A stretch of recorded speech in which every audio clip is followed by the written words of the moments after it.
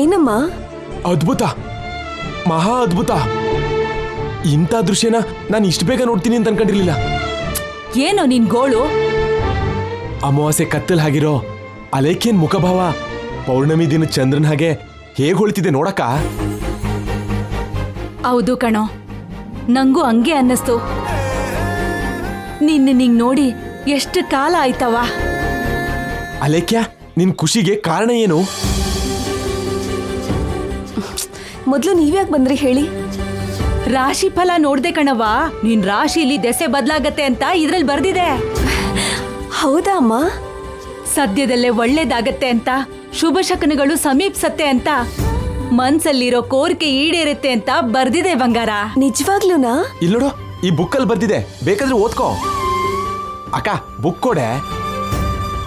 ಅಗತ್ಯ ಇಲ್ಲ, ಅದ್ರಲ್ಲಿ ಬರ್ದಿರೋ ನಿಜ ಅಂತ ನಾನು ನಂಬ್ತಿದ್ದೀನಿ. ಯಾಕಂದ್ರೆ ಇವತ್ತು ನನಗೂ ಹಾಗೆ ಅನ್ನಿಸ್ತು. ಮನ್ಸಲ್ಲಿರೋ ನೋವ್ನ ನನ್ ಶ್ರೀಕರೇ ಬಂದು ದೂರ ಮಾಡ್ದಾಗಾಯ್ತು. ಹಾಗಾದ್ರೆ ನಿನ್ ಶ್ರೀಕರು ನಿನ್ ಹತ್ರ ಸೇರ್ಕೊಳ್ಳೋದಕ್ಕೆ ಎಲ್ಲೋ ನಾಂದಿ ಶುರುವಾಗಿದೆ ಅಲಕ್ಯ. ಖಂಡಿತವಾಗ್ಲೂ ಆಗಿದೆ ಮಾವ. ಇಲ್ಲೋಡು, ನಿನ್ಗೆ ಬೇಗ ಮದ್ವೆ ಆಗ್ಬೇಕು. ಅದಾದ್ಮೇಲೆ ನಾನು ಕೂಡ ನನ್ಗೋಸ್ಕರ ವೇಟ್ ಮಾಡ್ತಿರೋ ಸರೋಜನ ಮದ್ವೆ ಮಾಡ್ಕೋತೀನಿ. ಅಮ್ಮ, ಇವತ್ತು ನಾನು ತುಂಬಾ ಸಂತೋಷವಾಗಿದ್ದೀನಿ. ನಾನು ನನ್ನ ಶ್ರೀಕರ್ ಜೊತೆ ಮಾತಾಡ್ಕೋಬೇಕು. ನೀವು ಹೊರಡಿ.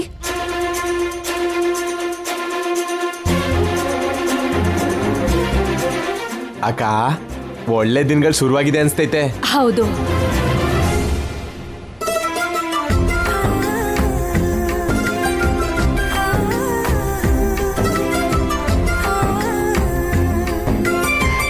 ಶ್ರೀಕರ್, ನನ್ನ ಜಾತಕದಲ್ಲಿ ಬದಲಾವಣೆ ಶುರುವಾಗಿದೆ. ನಮ್ಮಿಬ್ಬರನ್ನ ಒಂದ್ ಮಾಡೋ ತಾಳಿ ನಮಗೋಸ್ಕರ ಕಾಯ್ತಿದೆ. ಶ್ರೀಕರ್, ಬೇಗ ಮದ್ವೆ ಮಾಡ್ಕೊಳ್ಳೋಣ. ಹಾ,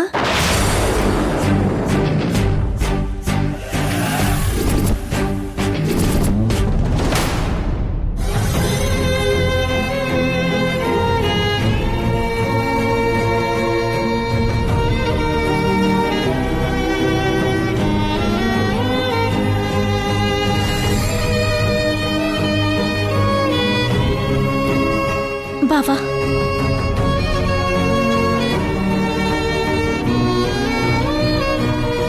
ಬಾವಾ, ಅದು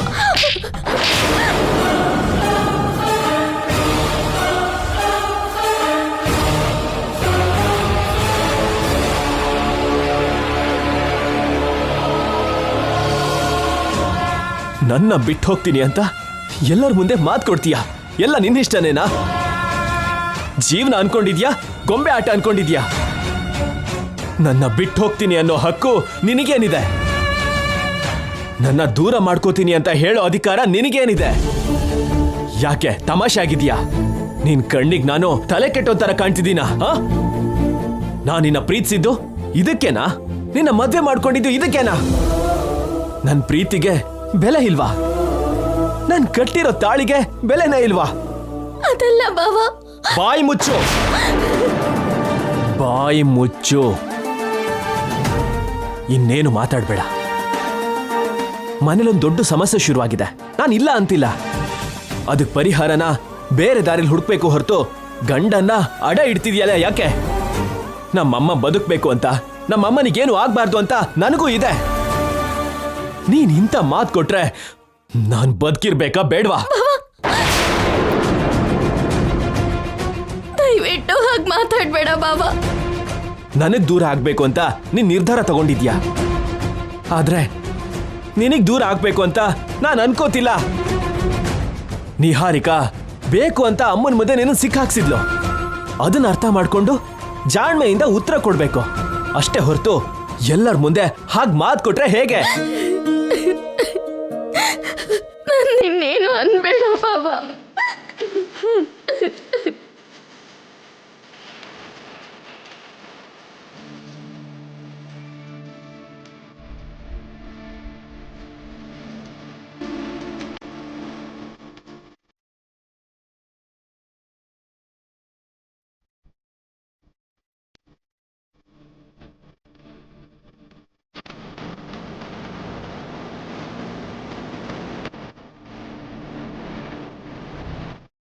ದೂರ ಮಾಡ್ಕೋಬೇಕು ಅಂತ ನನಗೆ ಯಾಕಿರತ್ತೆ ಬಾಬಾ? ನಿನ್ನ ದೂರ ಮಾಡ್ಕೊಂಡಿದ್ದಿನ ನನ್ನ ಪ್ರಾಣ ಹೋಗುತ್ತೆ. ನಾವು ದೂರ ಆಗೋ ಪರಿಸ್ಥಿತಿ ಬರಬಾರ್ದು ಅಂತ ನಾನು ಕೇಳ್ಕೊಂತಿದ್ದೀನಿ. ಅತ್ತೆ ಪ್ರಾಣನ ನಿನ್ನ ಉಳಿಸ್ಕೊಳ್ಳೋದಕ್ಕೆ ನನ್ನ ಪ್ರಯತ್ನ ನಾನು ಮಾಡ್ತಿದ್ದೀನಿ ಬಾಬಾ. ಹೀಗಾದ್ರೂ ಸರಿ, ಅಮ್ಮನವ್ರನ್ನ ನಾನು ತಗೊಂಡ್ ಬರ್ತೀನಿ ಬಾಬಾ.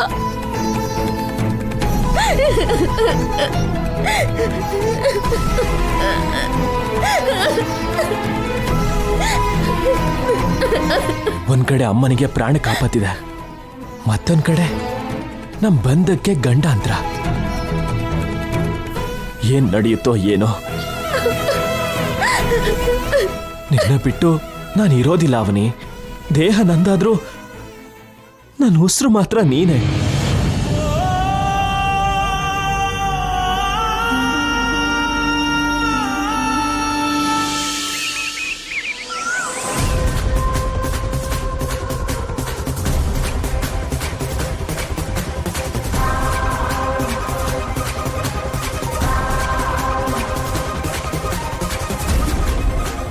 ಅತ್ತೆ ಮಾವನ್ಗೆ ನಿಜ ಗೊತ್ತಾದ್ಮೇಲೆ ಆನ್ ದ ಸ್ಪಾಟ್ ಮನೆಯಿಂದ ಹೊರಗಡೆ ಹೋಗ್ತೀಯಾ ಅಂತ ಅನ್ಕೊಂಡೆ. ತುಂಬಾ ಲಕ್ಕಿ ಗರ್ಲ್ ನೀನು. 20 ದಿನ ತಪ್ಪಿಸ್ಕೊಂಡೆ. ನೀನು ಹೊರಗಡೆ ಹೋಗೋದು ಜಸ್ಟ್ ಮುಂದೆ ಹೋಗಿದೆ ಅಷ್ಟೇ. ನೀನು ಹೊರಗಡೆ ಹೋಗೋದಂತೂ ಪಕ್ಕ. ಅಯ್ಯೋ ದೇವ್ರೆ, ಏನು ಹಾಗೆ ನೋಡ್ತಿದ್ಯಾ? ನಮ್ಮ ಹತ್ರ ಏನಾದರೂ ಹೇಳಬೇಕು ಅನ್ಕೊಂಡಿದ್ಯಾ? ಪರವಾಗಿಲ್ಲ, ಹೇಳು ಹೇಳು.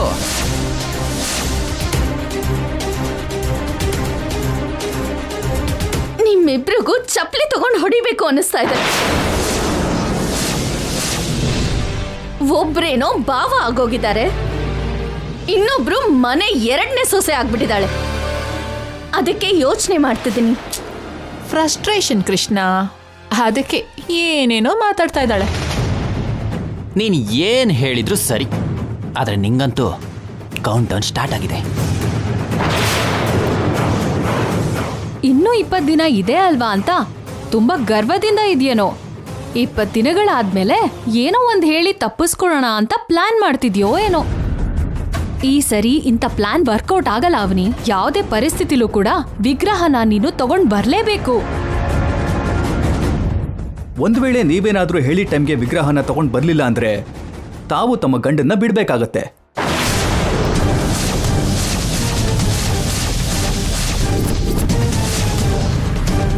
ಶ್ರೀಕರ್ನ ಬಿಟ್ಟು ಅತ್ತೆ ಮನೆಯಿಂದ ತವ್ರ ಮನೆಗೆ ಪ್ರಯಾಣ ಶುರು ಆಗ್ಬೇಕಾದ್ದೆ. ಆಮೇಲೆ ಪ್ರೀತಿಯ ಪಾರಿವಾಳ ಹಾರಿ ಹೋಯ್ತು ಗೆಳೆಯ ಅಂತ ಹಾಡು ಹೇಳ್ತಾ ನೀನು ಒಂಟಿ ಜೀವನನ ನಡೆಸಬೇಕಾಗುತ್ತೆ ಅವನಿ. ಏನ್ ಮಾತಾಡ್ತಿದ್ದೀರಾ ನೀವು?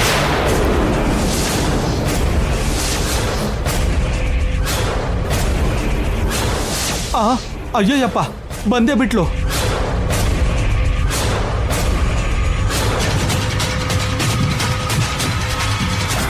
ನೀನು ನಿಮ್ಮನೆಗಿಂತ ನಮ್ಮನೇಲೆ ಜಾಸ್ತಿ ಕಾಣಿಸ್ಕೋತಿದ್ಯಾ. ನನ್ನ ತಂಗಿ ಶ್ರೀಕರ್ನ ಯಾಕೆ ದೂರ ಮಾಡ್ಕೋಬೇಕಾಗತ್ತೆ? ಯಾಕೆ ಹಾಗೆ ಮಾತಾಡ್ತಿದ್ದೀರಾ?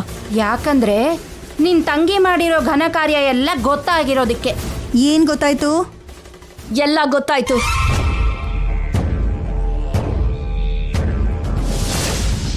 ತಂಗಿನ ಕಾಪಾಡ್ಕೊಳ್ಳೋದಿಕ್ಕೆ ಆರೋಪನ ನಿನ್ಮೇಲೆ ಹಾಕೊಂಡೆ. ಆದ್ರೆ ವಿಗ್ರಹನ ಹೊರಗಡೆ ತಗೊಂಡು ಹೋಗಿದ್ದು ಅವನಿನೇ ಅಂತ ನಮಗ್ ಗೊತ್ತಾಗೋಯ್ತು.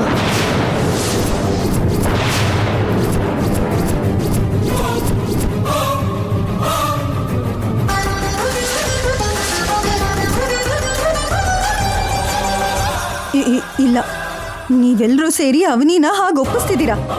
ನಿಮ್ಮ ಮಾತಿಗೆ ಭಯಪಟ್ಟು ಅವನಿ ಹಾಗೆ ಒಪ್ಕೊಂಡಿರ್ತಾಳೆ. ಅವನಿಗೂ ಅದಕ್ಕೂ ಸಂಬಂಧನೇ ಇಲ್ಲ. ಅವನಿ ನಕಲಿ ವಿಗ್ರಹನ ಎಲ್ಲಿ ತಯಾರು ಮಾಡಿಸ್ಲೋ ಆ ವ್ಯಕ್ತಿನೇ ಬಂದು ಸಾಕ್ಷಿಗಳ ಸಮೇತ ಸಾಬೀತು ಮಾಡೋದಮ್ಮ. ಅವನಿ ವಿಗ್ರಹನ ನಮ್ಮ ಮನೆಯಿಂದ ಹೊರಗಡೆ ತಗೊಂಡು ಹೋಗಿದ್ದು ನಮ್ಮ ಮನೆ CCTV ಕ್ಯಾಮ್ರಾ ಫೂಟೇಜ್ ಅಲ್ಲಿ ಕಾಣಿಸ್ತು. ಮನೆ ಕಳ್ಳಿನ ಮನೆ 2ನೇ ಸೊಸೆ ರೆಡ್ ಹ್ಯಾಂಡ್ ಆಗಿ ಹಿಡ್ದಿದ್ದಾಳೆ ಸುಜಾತ. ನೀವು ಒಳ್ಳೆಯವರಾ? ನೀನು ಸ್ಲಮ್ಮಲ್ಲಿ ಇರ್ಬೇಕಾದ್ರೆ 100 ಸರಿ ಸ್ಟೇಷನಿಗೆ ಹೋಗಿ ಬಂದಿದ್ಯಾ. ಅದಕ್ಕೆ ಸಂಬಂಧಿಸಿದ ಆಧಾರಗಳನ್ನ ನಾನು ತಗೊಂಡು ಬಂದು ನಿಮ್ಮ ಅಪ್ಪ ಅಮ್ಮಂಗೆ ತೋರಿಸ್ತೀನಿ. ಆವಾಗಾದ್ರೂ ಇವರಿಗೆ ಜ್ಞಾನೋದಯ ಆಗುತ್ತೇನೋ. ನೀನ್ ತಗೊಂಡ್ ಬರೋ ಆಧಾರನ ಸೃಷ್ಟಿಸಿದ ಆಧಾರ ಅಂತ ಅಂತಾರೆ ಹೊರತು ಅವಾಗ ಕೂಡ ನಂಬಲ್ಲ. ಅದಕ್ಕೆ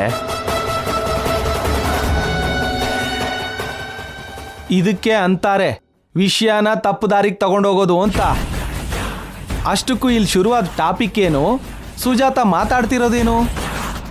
ಒಬ್ಬ ಅಕ್ಕನ ವೇದನೆ ನಿಮ್ಗೆ ಅರ್ಥ ಆಗ್ತಾ ಇಲ್ಲ ಅಣ್ಣ. ನೀವೆಲ್ಲರೂ ಚೆನ್ನಾಗಿ ಬದುಕ್ತಾ ಇದ್ದೀರಾ. ನಾವು ಎಷ್ಟೇ ಪ್ರಯತ್ನ ಮಾಡಿದ್ರೂ ಕೊನೆಗೆ ಏನು ಪಡ್ಕೋಬೇಕು ಅದನ್ನೇ ಪಡ್ಕೋತೀವಿ. ಅದಕ್ಕೆ ನಿಮಗೆ ನಮ್ಮ ನೋವು ಅರ್ಥ ಆಗ್ತಾ ಇಲ್ಲ. ವಿಗ್ರಹ ಈ ಮನೆಯಿಂದ ಹೊರಗಡೆ ಹೋಗಿರೋದಕ್ಕೇನೆ ಮನೆಯಲ್ಲಿ ತುಂಬಾ ಸಮಸ್ಯೆಗಳು ಹುಟ್ಕೊಂಡಿದೆ. ಪೌರ್ಣಮಿಯೊಳಗೆ ವಿಗ್ರಹ ಮನೇಲಿರ್ಲಿಲ್ಲ ಅಂದ್ರೆ ಅತ್ತೆಗೆ ಪ್ರಾಣ ಅಪಾಯ ಅಂತ ಗುರುಗಳು ಹೇಳಿದ್ದಾರೆ. ಅದಕ್ಕೇನೆ ನೀನು ಮತ್ತೆ ನಿನ್ ತಂಗಿ ಹೋಗಿ ವಿಗ್ರಹನ ಹುಡ್ಕೊಂಡ್ ಬನ್ನಿ. ಅವನಿಗೆ ಕಷ್ಟ ಕೊಡ್ಬೇಕು ಅಂತಾನೆ ನೀವೆಲ್ಲರೂ ಹೀಗೆ ಮಾಡ್ತಿದ್ದೀರಾ? ಯಾರು ಯಾರಿಗೆ ಕಷ್ಟ ಕೊಡ್ತಿದ್ದಾರೆ? ಹಾ, ಬುದ್ಧಿ ಇದ್ದೆ ಮಾತಾಡ್ತಿದ್ಯಾ ನೀನು? ಅಷ್ಟಕ್ಕೂ 10 ದಿನಗಳಲ್ಲಿ ಹೇಗೆ ತಗೊಂಡು ಬರೋಕ್ಕಾಗುತ್ತೆ? ತುಂಬಾ ಸುಲಭವಾಗಿ ಮನೆಯಿಂದ ಹೊರಗಡೆ ತಗೊಂಡು ಹೋಗ್ಬಿಟ್ಲು. ಈಗ ಎಷ್ಟೇ ಕಷ್ಟ ಆದ್ರೂ ಸರಿ ತಗೊಂಡು ಬರಲೇಬೇಕು. ಇವಾಗ ಕೂಡ ತಂಗಿಗೆ ಸಪೋರ್ಟ್ ಮಾಡೋದಕ್ಕೆ ಹೋಗಿ ಯಾವ ಥರ ಮಾತಾಡ್ತಾ ಇದ್ದಾಳೆ ನೋಡಿ. ನಿಮ್ ಮನೆಗ್ ಬರೋ ಜಂಗಮ ದೇವರು ಸಿದ್ಧ ಪುರುಷರು ಯಾವಾಗ ನೋಡಿದ್ರು ಅಮ್ಮನವ್ರ ಬಗ್ಗೆನೇ ಹೇಳ್ತಾರಾ? ಈ ಮನೇಲಿ ಸುಳ್ಳು ಜಾತಕದವಳು ಒಬ್ಳು ಬಂದು ಕೂತಿದ್ದಾಳೆ ಅಂತ ಹೇಳಲ್ವಾ? ಸುಳ್ಳು ಜಾತಕ ಅಂತ ಇನ್ನೊಂದು ಸಲ ಮಾತಾಡಿದ್ರೆ ಹಲ್ಲು ಉದ್ರಿಸ್ಬಿಡ್ತೀನಿ. ಅಕ್ಕ, ನೀನ್ ನನ್ನ ಬಗ್ಗೆ ಬೇಜಾರು ಮಾಡ್ಕೋಬೇಡ. ಯಾರ ಜೊತೆನೂ ಜಗಳ ಆಡ್ಬೇಡ. ಎಲ್ಲ ಸಮಸ್ಯೆಯನ್ನು ನಾನು ನನ್ನ ಸಂಕಲ್ಪದಿಂದ ತೀರ್ಸ್ಕೋತೀನಿ. ಗಡುವು ಮುಗಿಯೋದ್ರೊಳಗೆ ವಿಗ್ರಹನ ಹೇಗಾದ್ರೂ ತರ್ತೀನಿ. ಅದಲ್ಲ ಅವನಿ, ಹೊರಗಡೆ ಎಲ್ರಿಗೂ ತೀರ್ಪು ಹೇಳಿ ನ್ಯಾಯ ಕೊಡೋ ಈ ಮನೆ ದೊಡ್ಡೋರು ಈ ಮನೇಲಿರೋ ಶತ್ರುಗಳಿಂದ ನಿನ್ನ ಕಾಪಾಡ್ದೇನೆ ನಿನ್ನ ಬಲಿ ಕೊಡ್ತಾರೇನೋ ಅಂತ ನನಗಿರೋ ಭಯ. ನಾನು ನಂಬಿರೋ ಅಮ್ಮನವರು ನನ್ನ ಜೊತೆಯಾಗಿರ್ತಾಳೆ ಅಂತ ನಾನು ನಂಬ್ತಾ ಇದ್ದೀನಿ. ನನಗೇನೂ ಆಗಲ್ಲ, ನೀನು ಧೈರ್ಯವಾಗಿರು. ಏಯ್ ನಿಹಾರಿಕಾ, ನಿನ್ನಿಂದ ನನ್ನ ತಂಗಿಗೇನಾದ್ರೂ ಆಯ್ತು ಅಂದ್ರೆ ಮಾತ್ರ ನಿನ್ನ ಸಾಯಿಸಿ ನಾನ್ ಜೈಲಿಗೆ ಹೋಗ್ತೀನಿ.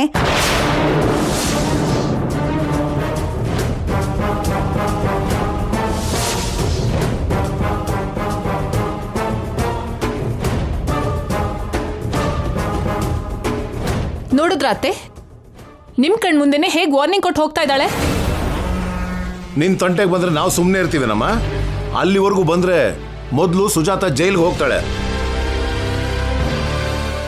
ಎಲ್ಲಿವರೆಗೂ ಬಂತು ನಿನ್ ಪ್ರಯತ್ನ? ಮನೇಲಿ ಯೋಚನೆ ಮಾಡ್ಕೊಂಡು ಕೂತ್ಕೊಂಡ್ರೆ ಕೆಲಸ ಆಗಲ್ಲ. ಹೊರಗಡೆ ಹೋಗಿ ಅಮ್ಮನವ್ರನ್ನ ಹುಡುಕೋ.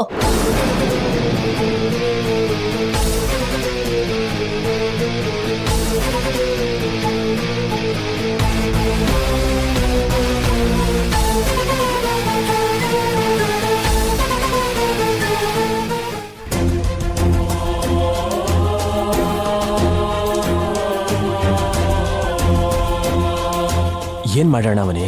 ಅಮ್ಮನವ್ರು ಖಂಡಿತವಾಗ್ಲೂ ಸಿರಿಪುರದಲ್ಲೇ ಇರ್ತಾಳೆ ಬಾವಾ. ನನ್ನ ಪ್ರಯತ್ನ ನಾನು ಮಾಡ್ತೀನಿ.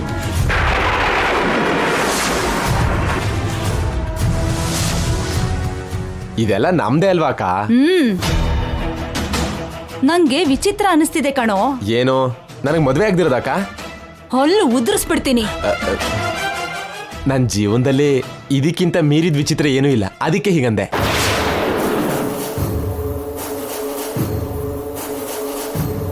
ನಮ್ ಊರ್ನಾಗೆ ಸಡನ್ ಆಗಿ ಮಳೆ ಬಂದಿದ್ದು ಆಶ್ಚರ್ಯ ಅನಿಸ್ತೈತೆ. ಹೌದಕ್ಕ, ಅದಕ್ಕೆ ರೈತರಿಗೆ ಸಂತೋಷನೂ ಆಯ್ತು, ಬೆಳೆನೂ ಬಂತು.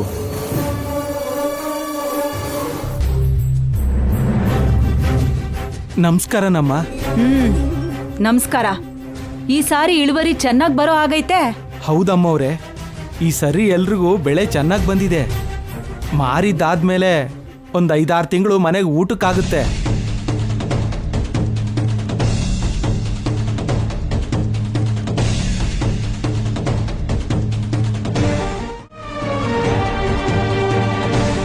ಲೋ ಕುಮಾರ, ಏನಮ್ಮವ್ರೆ?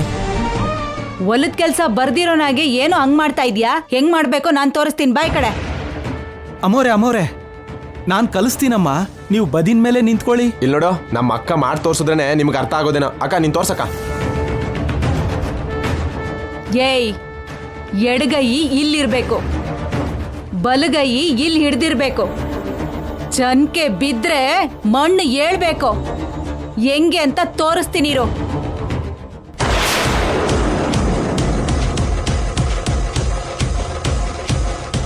ಲೇ, ನೋಡ್ದ್ಯಾ ಅಕ್ಕ ಎಷ್ಟು ಫಾಸ್ಟ್ ಆಗಿ ಪರ್ಫೆಕ್ಟ್ ಆಗಿ ಮಾಡಿದ್ಲು ಅಂತ? ಗಂಡಸರು ಕೂಡ ಮಾಡಲ್ಲ, ನೋಡ್ ಕಲ್ತ್ಕೊಳ್ಳಿ.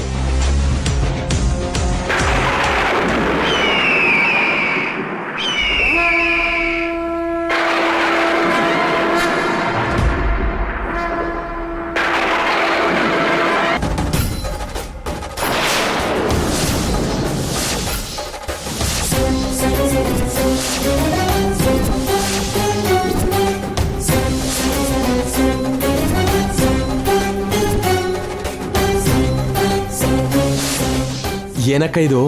ಏನಾದ್ರೂ ನಿಧಿಗಿದಿ ಸಿಕ್ತಾ ಹೆಂಗೆ? ಅಲ್ಲ ಕಣೋ, ಮತ್ ನೋಡಕ್ಕ ಏನು ಅಂತ ಬೇಗ.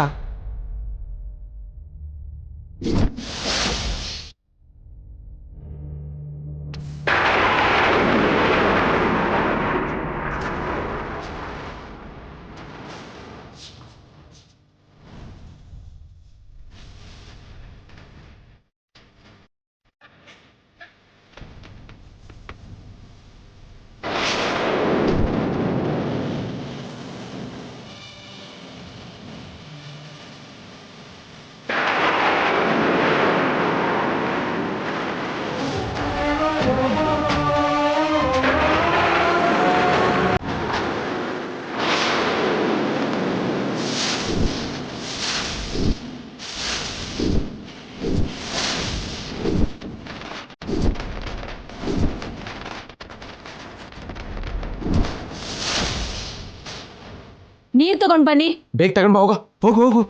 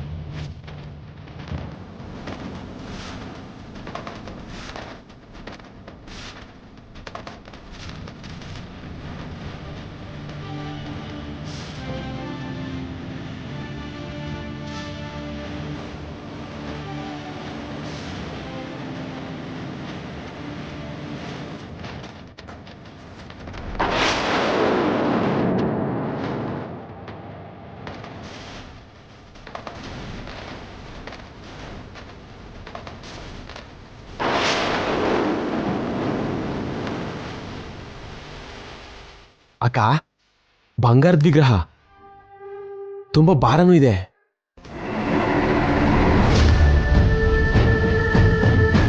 ಬಂಗಾರದ ವಿಗ್ರಹ ಅಲ್ಲ ಕಣೋ, ಪಂಚಲೋಹ ವಿಗ್ರಹ. ಹಾಗಾದ್ರೆ ಒಳ್ಳೆ ರೇಟ್ ಸಿಗ್ತದೆ ಕಣೆ. ಇದನ್ನ ತಗೊಂಡು ಬೆಂಗಳೂರಿಗೆ ಹೋಗೋಣ. ಅಲ್ಲಾದ್ರೆ ಇದಕ್ಕೆ ಒಳ್ಳೆ ಡಿಮ್ಯಾಂಡ್ ಇರುತ್ತೆ. ಅಷ್ಟಕ್ಕೂ ಇದು ಯಾವ ಅಮ್ಮನವರು?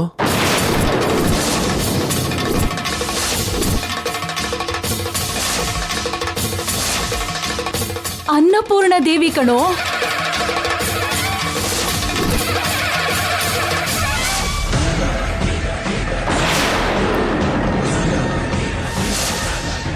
ಅಮ್ಮ, ಅನ್ನಪೂರ್ಣ ದೇವಿ,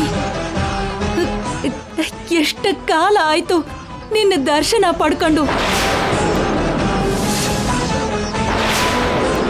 ಕೆಲವು ವರ್ಷಗಳ ಹಿಂದೆ ರಾಮಚಂದ್ರಪುರದಲ್ಲಿ ನೀನ್ ಉತ್ಸವದ ದಿನ ವೇದವತಿ ಕೈಯಲ್ಲಿ ನೋಡಿದ್ದೆ. ಇವಾಗ ಇಲ್ಲಿ ನನ್ನ ಹೊಲದೊಳಗೆ ಬಂದಿದೀಯಾ? ಇದು ತುಂಬಾ ವಿಚಿತ್ರವಾಗಿದೆಯಮ್ಮ. ಆ ವಂಶನ ಬಿಟ್ಟು ಬರ್ದಿರೋ ನೀನು ಆ ಮನೆ ಹೊಸಲು ದಾಟಿ ಬರ್ದಿರೋ ನೀನು ನನ್ನ ಹತ್ರಕ್ಕೆ ಹೆಂಗ್ ಬಂದಿಯಮ್ಮ?